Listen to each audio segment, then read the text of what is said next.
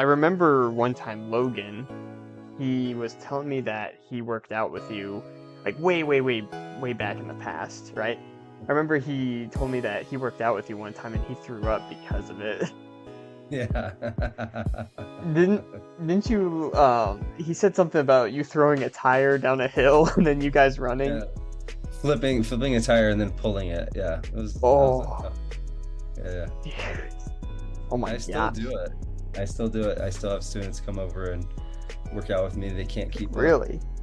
Yeah. They still can't work at they still can't keep up? Yeah, actually. I had two kids talking trash, like serious trash, and I was like, guys, I still can lift. You're 135 pounds. I can still lift more than you. And they're like, bet.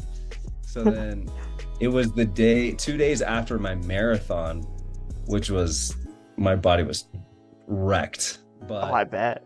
they showed up at my house and I was like, all right, let's do it. And within 10 minutes, they were like, I'm gonna throw up. I can't do this. Oh my gosh. Hey there, future Jeremy here. On this episode of Natty Wonders, I had the privilege of chatting and catching up with my seminary teacher, who truly has an amazing story to share.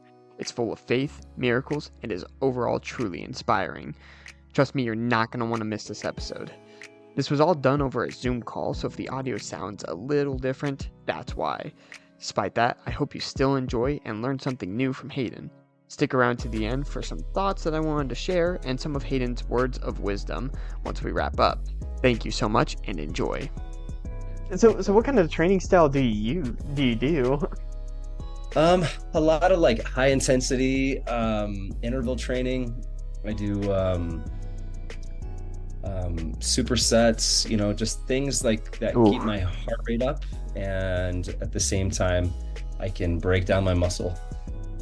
So yeah, that's basically what I'm doing. Sounds And sounds a wow. That sounds a lot like CrossFit. Is that kind of your yeah, training inspiration? that's kind of what I eventually got into CrossFit first, and then moved to Indiana, and then I started. It's like, I'm just gonna build my own gym. So I built my own gym, and Wow. still building it, but now it's everything I have. I have sandbags and weights and bumper plates and stuff. So now it's just, I go in the garage and, you know, like I just finished my workout, and, for 50 to minutes to like maybe an hour and 10 minutes, and call it good. Oh, honestly, if I ever catch you out there, I'm totally working out with you. I want to see if I can last. I I had one mission companion. He was a big CrossFitter. He wanted to beat like some of the top people like Matt Frazier, Yeah, yeah, yeah, and I tried one of his workouts on like an assault bike. It was a 10-minute like just circuit, and I did one round of it and I almost threw up as well. yeah. It was rough. Oh, that's good. Yeah, the great thing is like you get your body to the certain point so where you can handle it for long periods of time. So I like to torture myself a little bit. It sounds like it. Oh my gosh. Would you like me to refer to you by your first name? Because I'm used to just Yeah, calling you please, brother. please. Yeah. I know. Just call me Hayden, and you're old enough now. No, I don't care. Most people here call me Gurman, German. but just call me Hayden. It's fine. Okay. Sounds good. I'm still not used to that. I came back home from my mission and everyone in the ward's like, oh, please, don't call me Brother Rig. Call me John. And I'm like, I can't do that. I'm not doing that. Yeah, it is weird. My father was my old institute teacher, Mhm. and he just moved here, and I can't call him anything else but Brother Williams. Like, he's like, you can call me Mark, and I'm like, I'm not doing that. yeah, yeah, I'm glad to know I yeah, can, but I couldn't. yeah. Natty Wonders, featuring Jeremy and Bryant. Listen, the man in the cave doesn't care who you look like. He's gonna kill you anyway. I learned that I need to eat cats and infants, apparently. Two of the best therapy sessions. You got D&D and heavy circles. All right, welcome to Natty Wonders, everyone. I'm your host, Jeremy Crumbo, as always, and I'm actually joined here with a special guest. You're not going to believe it. It's my old seminary teacher, Hayden Gurman. Hayden, would you like to introduce yourself real quick? My name's Hayden Gurman. I'm from Florida. Grew up in a family of four boys. Um, I love to work out and eat lots of food and hang out with my hot wife. And I'm a seminary teacher out here in Farmington, Utah. And I love my job. That's awesome. Thank you so Oh, and I much. have five kids. I should probably mention that. I have That, yeah, family, five kids, four boys, one girl, and dang. they keep me very, very busy. They've probably grown up a lot since I've been gone. I haven't seen them lately. I just remember them when they were super little. Yeah. So, but yeah, thank you so much for uh coming onto the podcast. Um, I know you have a really cool story that, well, first off, you've always been an inspiration to me, especially when I first started working out, which was on my mission. I remembered that you were really big into it, and I I just always remember like, dang, he always had a really good physique. Um, and I was like, kind of want to achieve that, Yeah. but I never knew how to do that until I had one mission companion show me how to do everything. Um, and now I feel like we have like the same passion. Maybe you as more strongly than me. But still, you've still been a huge inspiration to me, and even So, even more now because of the story that I wanted you to share, especially. Um, so it was like all over the news. Did it make national news? I don't think so. No. Okay, I didn't think so, but Yeah. it made local news. And it's a it was a freak accident. Mhm. Do you want to tell us what happened? I don't know all the details of it. Yeah. Yeah. It was September 24th last year. I was going for a run. It was my first day of training for a marathon. I was running right down my road. I was just told my wife I was going for a mile run. And then I said hi to a neighbor, and then that's all I remember. And the next thing you know, I woke up in the hospital. Um, they think that they think that when I was running, there's a overpass, and the overpass has a like a like a civilian walkway, and then there's a gap, and then there's the road, and the sidewalk ends, and I think that I just ran and thought there was a sidewalk on the other side, but there wasn't, and I fell 40 feet on my back, and I was rushed to the University of Utah, life flighted, and I sustained a lot of injuries. um, I remember a nurse just saying, "Hey, you've been in a terrible accident. You're at the hospital," and then everything else like went black. I, I my pelvis fell apart. I fractured 8 or 9 vertebrae. I fractured both my scapulas.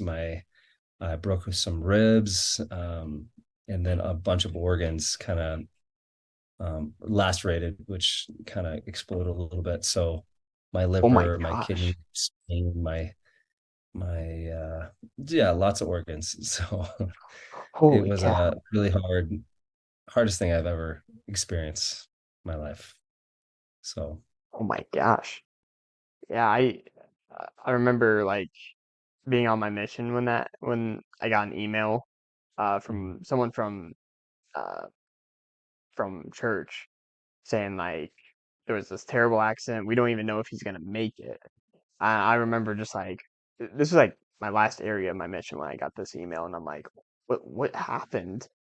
And I saw the news article on it, and they showed like the overpass where there was just this. It's an optical illusion for sure, because it looks like you could just hop right over the bridge and make it onto a sidewalk, but no, it's just a 40-foot drop.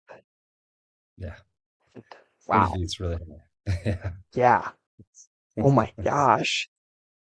So so that happened. And when was the marathon that you were training for happening? So that was in September. The marathon was May 20th. So Oh, so the one oh wow, you did make it. I did make it, yeah. Okay. Yeah. I thought there was like two different marathons that No, no, it was the same you marathon. still made So yeah, I still made it. it. Yeah. It was again, I'll say it was the hardest thing I've ever done, but yeah, being in the hospital, it's you don't know if you can do anything, you know. I couldn't walk, I couldn't I was so dependent on everybody, and I was because my pelvis broke and fell apart. I couldn't be on my feet for 6 weeks, and then I had a neck brace because I cracked some vertebrae in my neck, and um, that I had to be in that for 10 weeks. So yeah, it was just a awful, terrible experience. So how long was the recovery time? Like, so what was the estimated recovery time for that? That's a good question. So they thought um basic because I had brain damage, like severe brain damage. Um I had a stroke because of loss of blood. It affected my left side. I have blind spots on my eyes, so I can't see as well anymore. But the recovery, because of my brain damage, they thought it was going to be about 3 months for me to get out of the hospital. But I I did it in 33 days. Um, I just started getting better and better and better, and I got to the point where they were like, "All right, we're gonna send you home." And typically, people improve better when they're in their normal element, so at Hmm. home. So that's when I got better. Yeah. Wow. Okay. That's incredible. So it was like one of the hardest experiences that you've ever gone through. Like I'm guessing like mentally that was probably the most challenging part of it. I don't want to assume, but Well, it's for me is so much more than that. Like physically, I I I like to push my body, and I've always been that way. I started working out to just for a certain physique, but as I've gotten older and now I'm 40, 41. That's crazy to say, but now it's more of a mental thing for me. So when I was in the hospital, it was hard in every single way, mentally, physically, emotionally. Like it was just taxing on every level, and it was really hard to kind of overcome those demons in your brain, that you can't do this, you're not going to get better, you're going to be stuck like this. So it was a really really hard situation, and coming out of it, no, now I'm stronger than I've ever been, um, not just physically but in the mental. I've just experienced things that I would not have experienced before. yeah. Yeah, thank you so much for sharing that. Yeah. And you like I remember seeing a bunch of support for you as well. Like who all was like your number ones that were sticking with you the entire time through it? Like when you were at your lowest moments, who was cheering you on to keep going? Oh man, my wife was my number one. We had a 5-month-old, which is our fifth baby. Oh yeah, And I don't think I think I saw a post about that, but I don't so even that happens. We had a 5-month-old. He was 5 months August, and my wife was juggling 5 kids or 4 kids in a infant, and trying to see me. It was a really really hard time for her, and she stepped up and she was there every day for me. So I mean, for her, for me, that was, she was my rock. You know, my mom came out for a few weeks. I have tons of friends out here. Like two of my childhood friends came to see me, some like every day or every other day. So I had a really, I think like one of the reasons why I got better so fast was because I had the support, and people just, they're not like encouraging me or saying you're going to get better, but just being there. And I think Hmm. I mentally, I was like, all right, I want to get better for these people. I want to get better for my students and for the people that I love. And that really helped me, push through. Yeah. No, definitely. I've noticed that too. Like when when it's kind of just like people saying like, "Oh, I'm here for you. I'm encouraging you." It's like I don't know. I feel like it helps to a certain extent, but I think it's more meaningful and impactful if someone is there talking about unrelated things. Like forget that you might never walk again. I'm just here to listen to you, talk to you about things. And I think I no, I could definitely see how that would help you cover more throughout all that. Yeah. So, yeah, thank you for sharing that. Okay, well, my next question was about the actual marathon. Like, what made you be like, wow, I'm still on track for this marathon. Like, let me still run it. I was far from being on track. I was like the opposite. As far as you possibly could be, I was that far from the marathon. But and it was is for me, it was a very spiritual experience. I was in the hospital, you know, in a bed. You can't get up. Hmm. You have to depend on other people to help you go to the bathroom. It's just like I had tubes all over me, and I it was a extremely low time for me. And I just was feeling bad and sorry for myself, and just thinking about all the things I couldn't do before. For me, like being physical, it was so important. And I was in the best shape of my whole life at 40. It's like right before my fall, I got in such a good shape. And it really broke my heart. And then I started thinking about, well, I can't even do this marathon. And I don't know how to describe it, but it sounds silly. But I started thinking about the marathon. I had like this vision, and this vision of me finishing a marathon. Really? Like it was so real. I like to close my eyes, I can still see it. I felt all the feelings that comes with the finishing a marathon. I was happy, I was in pain, I was, all of these emotions I was feeling, and I saw myself cross the finish line. And I'm laying there and I'm like, this is bananas. Like I'm so far away from doing this, but maybe I could do it. The idea of like, what if I could do this? What if you beat all the odds? Yeah, what if everyone, and what's funny is that I was like, all right, maybe I could do this. And then I had a doctor come in very soon after that. He was checking me out and take my blood or whatever. And I was like, hey, do you think I could run a marathon after all this? He's like, yeah, in a few years you could do this. And I knew when the marathon was in a May. So I was like, And when no, was no. this? So this was probably, it was middle October. I got Okay. out. So I was in rehab. So it was the last week. So probably like the 18th or 19th, but of Wow. October. And I was just like, no, no, no. What if I tried to do one in May? And they're like, no, you will not be able to do that. So, and then I was like, all right, but what if I could do it in my mind?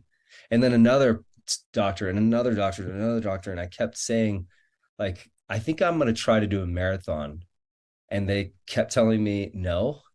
And then in my mind, I was like, but I've already done it. I've already achieved this. I've already seen myself run it. I'm going to try. So Hmm. I was like, I'm going to run the marathon. So in my mind, I was like, okay, what are the steps necessary to get to that point? I have to get out of a wheelchair. I have to start walking. I have to learn how to walk. Then I have to learn how to run. And then I have to get faster in my running. And then I'm going to start training for a marathon. So that was it. From that, it just gave me a purpose. And I think that's something that a lot of people lack is all right, what's my purpose? And every day I woke up, it's like, all right, this is my purpose. I'm going to run this marathon. And that's how it all started. It was in the hospital. Wow. On honestly, like you're hitting points that I've talked about on my podcast as well. Just like working out for a purpose or like doing things for a purpose, not just working out just for looks, but to be functional, to be working at your most tip top perfected self, I guess. I don't know. Yeah, But exactly. I just wanted to mention that because you've been like mentioning these before, and I'm like, wow, we've already mentioned this before, So it's like two witnesses. It's happening. Happening. But yeah, so walk us through the training process. Like, what were you doing? Were you just doing runs every day? Just I mean, well, first I got out of the hospital. And then I started training just upper body to get myself stronger. Mhm. Uh, I was 195 pounds when I fell. And they do think that, and it's backed by research, is like the more muscle you have, the more you can recover from things like cancer and Mm. falling. So it's actually crazy. 3 months before my fall, I was like, I'm gonna put some muscle on. So I put on about 15 pounds of muscle. Wow. I'm usually like 180, like so I put on about 15 pounds of muscle and that saved my life. So, when when it comes to the training, first is okay, I need to get out of the wheelchair. So once I got the green light to go, I started getting in a walker. And that was really hard to have to learn how to walk again. But it was just like out of the whole process, we had this saying with my wife and I, and it was just, and it's a stupid saying, but it's, how do you eat an elephant? And it's one bite at a time. So It's a good saying. if, yeah, so if this marathon is something, it's such a big thing, and it felt so far away from me. But if I could just like break it down in bite-sized pieces and just trust the process, that's what I had to do. So it was first learning how to walk and not just doing it like halfway, but just doing the full process, like walking every day as much as I possibly could. And it hurt quite a bit. Not so much my hips, but my leg that I had stroke in. Hmm. So once I started walking, I got to the point where I could not use a cane or I could walk without that. And then it was January 9th. That was my goal. It was like around the beginning of January, I was going to start the training. So um, the training looked like um, just 5 minutes of running the first week. And then the second week, 10 minutes. And then the third week, 15. And then I just compounded every week, 4 times a week for 5 minutes. And Wow. the first week felt like I was running underwater. It was the worst experience. Painful. I bet it was painful. Well, it was painful, but the nerve damage I had on my left side creates a nerve pain, and it feels like someone's stabbing you with a ice pick, like over and over and over again in my foot. So running actually made it worse. So my pain the first few weeks literally was, I was in pain all the time. Oh my But gosh. I was like, all right, I'm going to trust the process. Um, yeah, I'm going to trust the process. So as I continued, it started to get better. Now, I mean, it's good days and bad days, but um, it was the running that was the hardest thing for me, you know. This was something I was also curious about. Were you ever worried like that you would just injure yourself more by training for this before the doctors told you? Yeah, I told my friends and told my, family like, hey, I'm gonna do this. And I've never heard so many people say, what are you doing? Hmm. Um, please don't do this. You're gonna hurt yourself more. But like for me, it was, I knew what I was doing. I talked to the doctors. They had to verify that my hip was healing at the rate that it was, and there was a moment where I had to back off for 3 weeks. I went to see the doctor, and he did an X-ray of my pelvis. They did it like every 3 months, and he looked at it and he's like, hey, everything is looking really, really good. And then I was like, hey, I just started training for a marathon.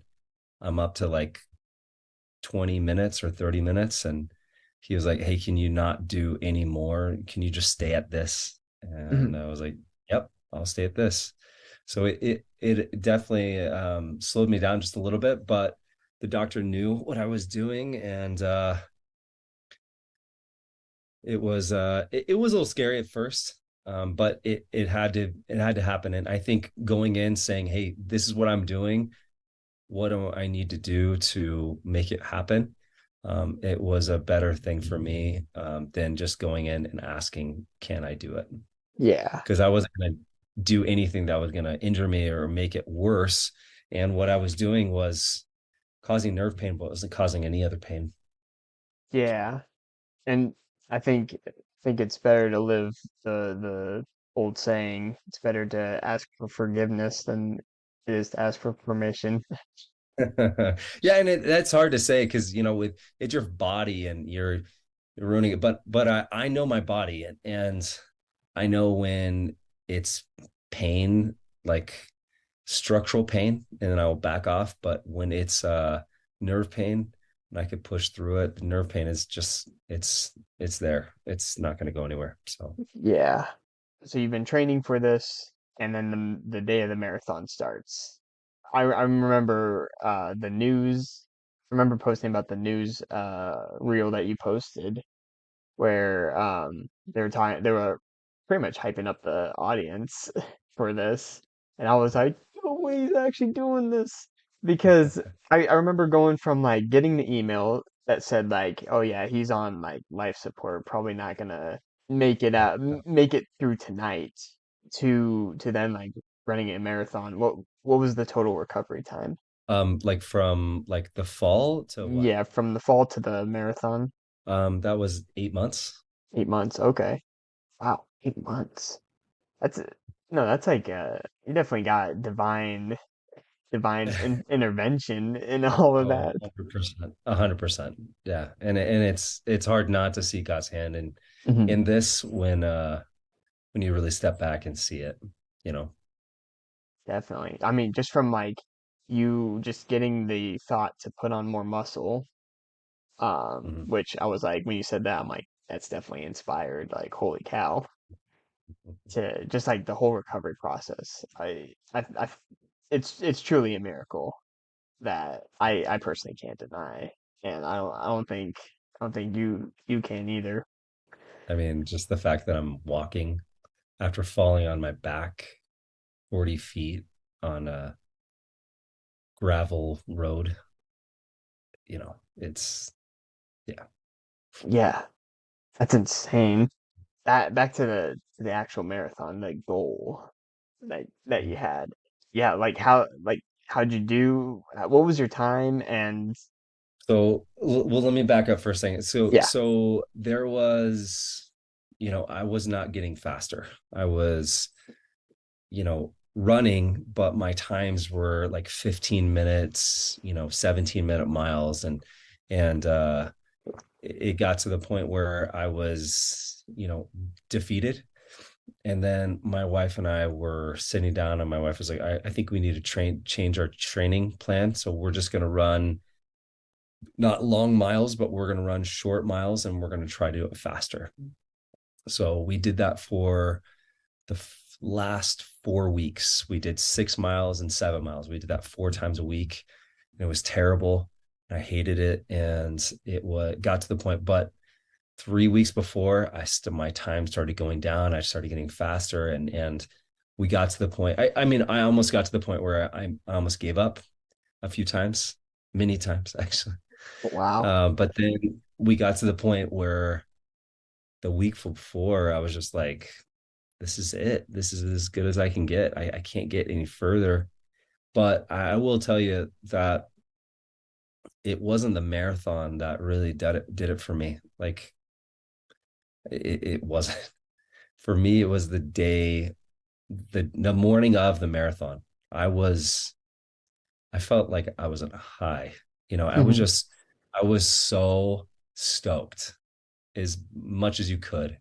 I was just sitting in the van, and we're driving up the canyon, and my wife just was sitting next to me. She ran the marathon with me, and I was just like, she's like, what's wrong? And I was like, I'm just so happy. Like and if I don't finish the marathon, who cares? It doesn't matter. Like for me, it was saying I'm going to do something and having the discipline to do it each and every day. And the days that I wasn't feeling good, I still did it. The days when I hurt, I still did it. The days that I felt sick, I still did it. And that was a win for me. So that day there was sweepers, which sweepers are people that if you're not hitting a certain time, they'll pick you up and drive you to the front. So and they'll stop you from running the marathon. So I had hit certain times to run, but I just didn't care. I was like, if I if I don't make it, they'll have to drag me in the car, but at least I did it. So I was stoked. My friends were there, my wife was there, and we started the marathon. And because of the training I did, it really changed. It made me able to finish the marathon. The first half of the marathon, I had pretty good times, like 12 to 13-minute miles, which was faster for me because I was averaging at 17, 15. My first mile I ever ran was 23 to 24 minutes. And Wow. then before the marathon, I was doing I could do 11 something minute per mile if I was booking it. So for me, that wasn't fast before the marathon, but for me as recovering, that was pretty quick for suggesting like how long I trained. So yeah, the first half of the marathon, I actually felt really good. I was doing good. I felt great. I only stopped like maybe once because I had a pain in my leg, and then halfway mark they give you stuff to like give you like food and gels and energy packets, and I took a gel and it wrecked me. Like Like, the worst sickness I've felt. really? So yeah, mile 14, they call it Heartbreak Hill, and I was walking up and I started dry heaving and throwing up, and Oh. probably every mile or two I threw up. And my buddies would just stay there with me, and my wife would stay there with me, and they asked me if I wanted to stop, and I just told them at the very beginning, I'm like, hey, don't treat me any different. I'm gonna finish this no matter what, so just support me. And they did, and they tried to stop me a few times, but they knew that was my main goal, and that was a good thing for me to have somebody to support me like that. So about mile 22, I got heat exhaustion. Oh. Medic was really concerned with me, reported me, and wanted me to sit down, and my friends were like, nope, just leave him alone. And they poured a lot of cold water on me, and I snapped out of it. So that was good. And the last, 6 miles or 5 miles was brutal. It was just walking, running, and then I got to the ends and saw the finish line and just broke down. You know, I was I was there. It was a point where I've seen it in my mind like 1,000 times throughout the all the training, and I was finally at that point, and the long stretch was hard, but it was so exciting because I was finally done, and I crossed the finish line and felt just like in my dream, like in my vision, and then I was wrecked for a few days. But it was a huge accomplishment for me. Wow. That is amazing. Dude, thank you so much for sharing that. And I mean that I'm just taken aback for words. I don't know how to follow up with that. But that's amazing. Oh my gosh. Was there any moment where you could see the sweeper car coming up behind you and you're like, no, no, no, I gotta beat it. No, no, no. We once I hit mile like 17, I remember it was like a point of the canyon where you had to turn, and my buddy was like, "Hey, you have an hour and a half until the sweeper comes," and it all the weight just like melted off me. I knew Ooh. I was still sick and it didn't feel good, but knowing like the sweeper was far away from me to enough, it helped me like, okay, I gotta stay. But I had a really good friend running next to me, and he kept me on pace. He kept me going, and he's like, hey, he didn't shy away. He was like, hey, keep going, come on, let's go. We need to hit this pace. We gotta stay on pace. And then another buddy that was setting the pace for me, and then another buddy that was standing next to me and running with me, and my wife running on the other side. So it was, you know, it was really hard. Oh, Like, it sounds like and honestly, like looking back, like I I will do it again. I'm not probably a marathon, but like pushing myself, challenging myself, doing something hard is so like invigorating. It like makes you like feel like you can conquer the world, and I really did feel like I've never been in so much pain, but like overcoming that, and like your mind being like, you need to stop, like your body saying you need to stop, and your mind being like, nope, you're going to keep going. Like the mind over matter thing is a real thing. That's what I've learned from all this. yeah. That's that's amazing. For for me, I think that mind over matter thing, I think it might be the opposite for me because my mind is the one that stops me when I'm pretty sure my body could keep going. But I'm just too scared to push myself to like break any PRs or weights or mile runs. It's like I don't know. I that's something that you've kind of inspired me today. I need to work on my discipline for sure. And I guess feel the gratitude from like, yeah, it's gonna suck leading up to it, but the gratitude and the happiness that you feel when you do make it, whether it's the morning of your goal or right afterwards, but just feeling that happiness from being like it was tough, but I did do it. I stuck with it no matter what. Yeah. And I guess my next question is like, what's next? That's a question I get a lot, like what's the next thing you're going to do? Honestly, um I'm looking for other things to do, like I want to do a really hard thing once a year. That's my goal. But right now I'm building up. I'm trying to get back on my physically.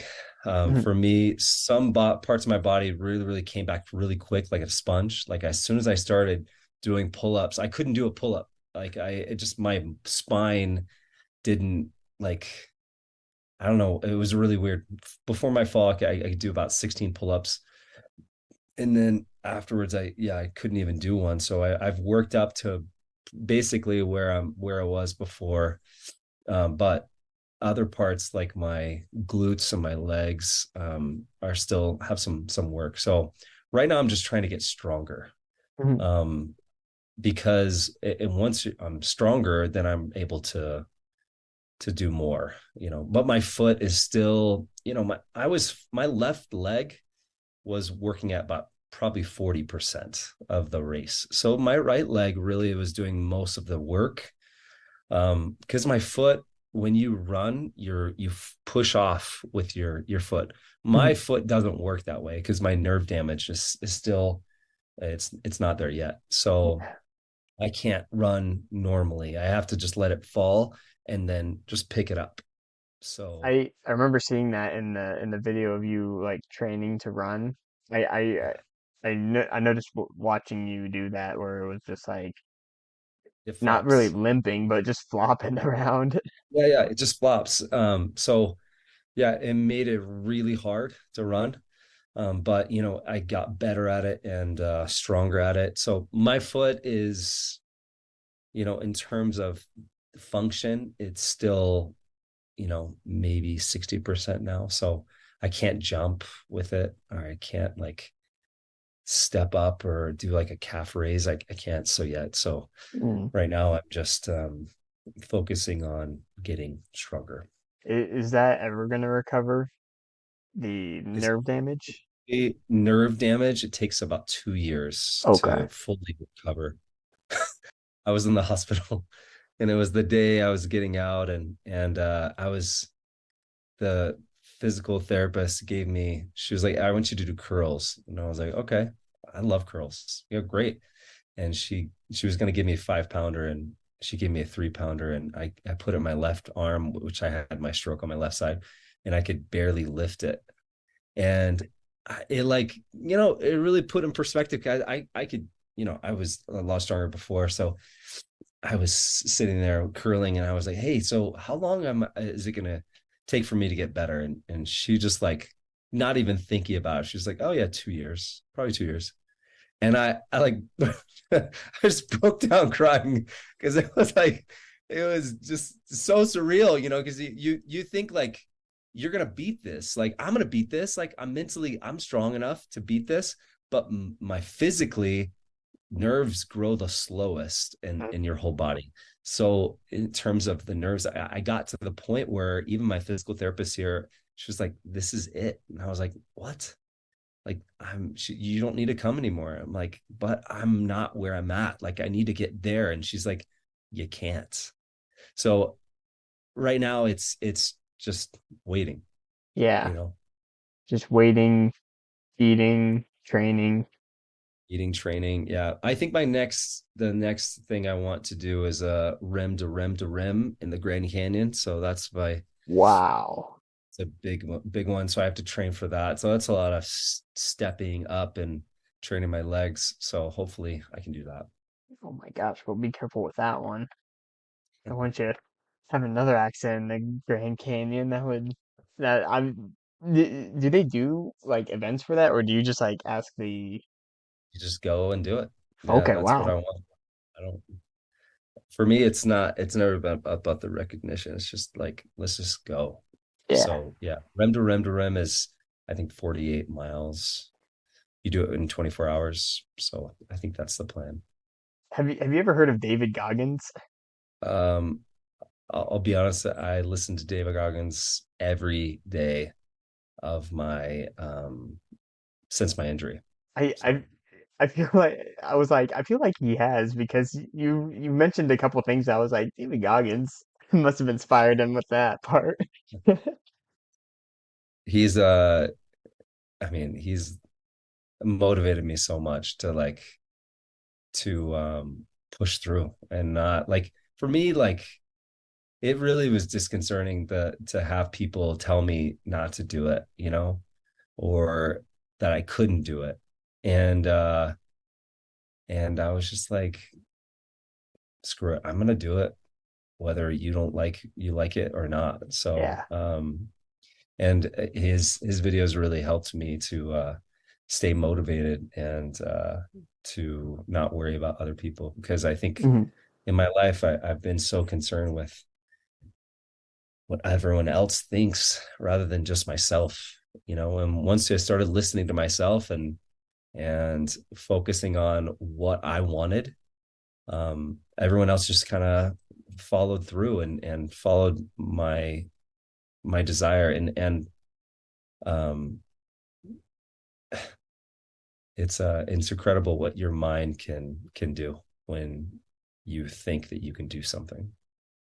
Yeah, for sure. No, that's amazing. Thank you so much for sharing this story with us and inspiring not only me but hopefully the viewers as well. Hey, what's going on, everyone? It's future Jeremy here again. I just wanted to share some of my thoughts and impressions that left me from the after that chat with my seminary teacher. Again, amazing story. I'm so grateful that he shared it with us today. And one of the things that really stuck out to me was, first off, mind over matter. I mentioned this a little bit at the end, but how I feel like my mind stops me from doing anything beyond my um, beyond my comfort zone, and especially when lifting heavy weights. I sometimes get into my head like, oh, I I could I can't do this. This is way too much weight. But finding a way to really just picture it, to see it in your mind, and to enjoy the process of reaching that goal. Because sometimes, yeah, you can't do things at certain points, but always having that goal, always having a purpose to keep going, to discipline yourself to make that goal is something that I really learned from this, and it's something I'm going to start taking into my daily life as well. Another thing that I learned from this is to not take life for granted. I feel like so often because we've survived so far, we and haven't come close to death, we get into our minds that, oh, we're kind of just invincible. It's pretty tough to die. Um, Especially if you just stay at home, sit on your butt and play video games all day, or scroll TikTok or Instagram or stuff like that. But it got me thinking that we need to really start living life more fully, not just taking it for granted, not just living it safe, but to push ourselves, stay safe in the process, but to push ourselves, do do more daring things, but to also really appreciate everything that you do have around you as well. Um, because again, there's no growth in the comfort zone. You have to be pushed out of it to grow, but at the same time, um, you can't just you can't just be doing it thinking that you're invincible as well. It's a fine line that I feel like you have to live, but after something as traumatic as what Hayden went through, it's made me realize that I do need to start living my life more fully, pushing myself, challenging myself more, and most importantly, be grateful for each day that I get to wake up and walk around. I said this before in episode 4 of our podcast, where we talked about in order to be more grateful, just say things that you are truly grateful that your body can do that you might be taken for granted, such as being able to bend your arm at the elbow or having an arm in that case. I know it sounds pretty cheesy, but I can promise you that humility that kind of humility is going to lead to a happier life than anything else, than entitlement, than just living it safe. So with that, tell me what you think. What are your thoughts on this whole story? What'd you get from it? We'd love to hear your feedback. And yeah, we hope you have a great rest of your day. Here's some of Hayden's last words that he left me off with. I'm luckily I was able to record it and he was able to share it with you guys because I really enjoyed it. Here we go. The best advice I would give somebody is to not let other people define your future. The fear that I was talking about is a real thing, and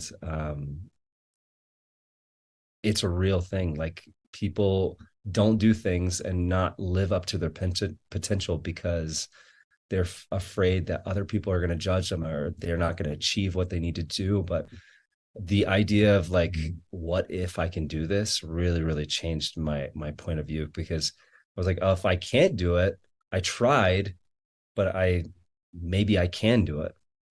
But there's a quote that I really thought of a lot when I'm as injured. It was by Viktor Frankl, and it basically says, suffering ceases to be suffering when you have a purpose. And for me, the pain was real and it was a lot. But once I had that purpose, like, I'm going to do this, the pain was secondary, and my mind took over because of that goal that I had, that purpose that I had. So that's the advice I would give anybody, is don't focus on what other people want you to do. Focus on what you want to do. That's amazing advice. Yes, it was some great advice. Anyway, I'm going to end this episode now. I know it's a little bit longer than what we're usually used to, but I really do hope that you enjoyed this story. Next week, we're going to have Bryant back with us. So, all our Bryant fans, I know you missed him, but he's going to be back. Stick around for next week, where we might also have another special guest. We will see. But yeah, do follow us on Natty Wonders on Instagram, and now we do have YouTube as well, so go subscribe there. We're going to start uploading our episodes there as well. Anyway, have a great rest of your day. Bye. Hey, adventurer. Looks like you made it to the end of this episode. Again, we're so grateful that you listened to this project of ours. And hey, if you enjoyed, why not share your favorite episode? It helps us out, and when you hit share, you will always roll a natural 20 on your first roll. And to spice up the deal, we'll even give you a nice, juicy PR that you've always been dreaming of. Want to play a bigger part in the adventure? Follow us on Instagram at Natty Wonders. Send us your best gym talk slanders, and we'll review them on the show. Have a great day.